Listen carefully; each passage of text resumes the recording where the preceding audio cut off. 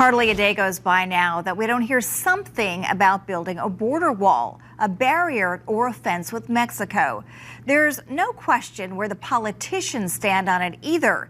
But what do the agents tasked with catching people who sneak across the border think? Tonight, the deputy chief of the Rio Grande Valley sector explains why he thinks a barrier is a critical first line of defense for the U.S. In the dead of night, running over the levee.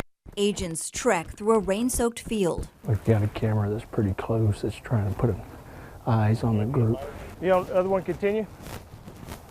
Come on, párate. We had a group of about 5 or 6 that crossed the river here real close to an area we call La Lombita. So far, the 2 apprehensions, Mexican males, 23 years old. So this is plays out every day, every hour. Deputy Chief Raul Ortiz believes the others have likely made it to a nearby stash house like this one. Let's go, let's go. If they're not caught, he says, they will probably take off for cities far from the border and slip into American society.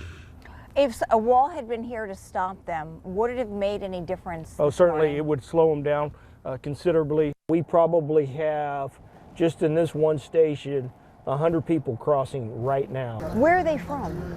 Most of these individuals are from Guatemala, Honduras, and El Salvador. On the journey to the U.S., some are hurt. Many say they are raped. All are traveling for weeks through multiple countries to get here. Buenas tardes. Like the tens of thousands of others who will sneak around legal ports of entry this month, Oscar turns himself into Border Patrol and will seek asylum. Do you think you'll be deported? ¿Crees que te van a mandar para atrás a tu país? No creo, no. ¿Por qué no? 30 o 25 años preso, pero no regreso para allá ya. We're going to go north. Those with criminal backgrounds run, He was right in the same area, bro.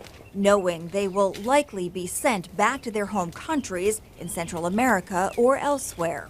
Right now, we're standing underneath the bridge between the U.S. and Mexico. Agents say all of these people were brought here by smugglers.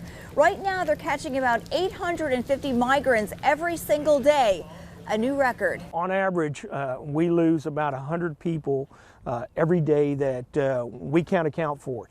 They get away from us. To slow the 24/7 flow of illegal traffic, Border Patrol says it needs more feet on the ground, more technology. So this particular group crossed in an area where our fencing ends. And more wall. And the smuggler knew that if they crossed at the end here, that they would be able to run as fast as they possibly can into these neighborhoods that are just behind us. Ortiz recently made the case to President Trump. Just yesterday, we apprehended 133 people from countries other than Central America and Mexico. That includes individuals from India, Pakistan, China, Romania, Ecuador, Nicaragua. Calling a wall immoral and ineffective, Democrats are determined to stop it. We're not doing a wall. Does anybody have any doubt about we're not doing a wall?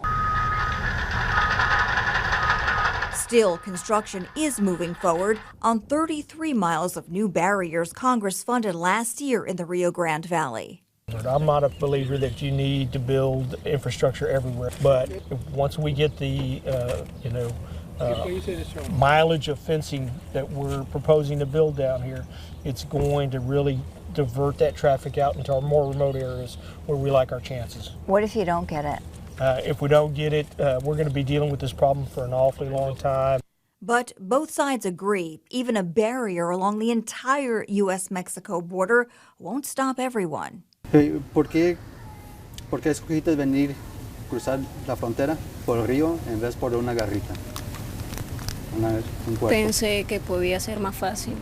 94% of my traffic happens on my west side, where I have very little infrastructure and almost no permanent technology whatsoever.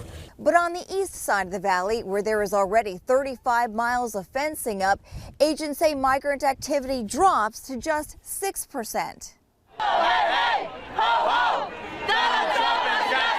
As much of the debate rages on far from the southern border, President Trump's emergency declaration could free up money to build hundreds more miles of barrier here without approval from Congress.